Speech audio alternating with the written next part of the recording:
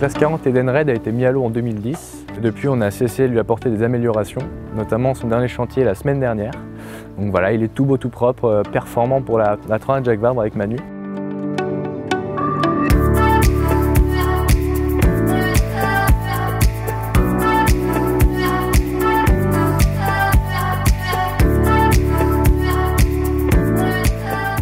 Le classe 40 Edenred mesure 12 m 19 de long, 4 m 50 de large, 3 m de profondeur et 19 m de hauteur. Donc ça commence à être un beau et gros bateau. Donc on va aller dans le cockpit. Nous voilà dans la partie principale extérieure du bateau où il y a deux points importants, donc le poste de bar. Donc on est assis, ça ressemble à peu près à ça. Voilà, donc comme ça on a la vue sur l'avant et sur tout le reste du bateau, sur les voiles. Et après, on a ce qu'on appelle le piano. Donc le piano, c'est l'arrivée de toutes les drisses et les écoutes du mât et des voiles.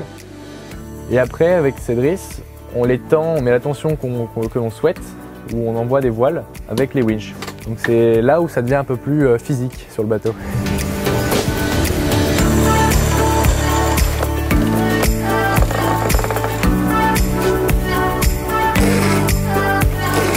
Donc maintenant, on va aller visiter l'intérieur du bateau. On a de chaque côté du bateau des bannettes, donc ce qu'on appelle des bannettes de matossage et non pour dormir. Pour dormir, on a un autre moyen, le pouf, qu'on met du côté au vent du bateau pour pouvoir contrebalancer l'effet de gîte. Donc ensuite, la partie majeure du bateau, c'est ce qu'on appelle la table à cartes. On a tout l'électronique relié à un même endroit. Et en fait, on a notre écran où on a tous nos fichiers météo, la position des concurrents. En fonction de ça, on établit nos stratégies. On a aussi nos moyens de communication, donc l'Iridium, la VHF en cas d'urgence et les radars AIS où on voit la position des bateaux, que ça peut être pêcheurs ou concurrents.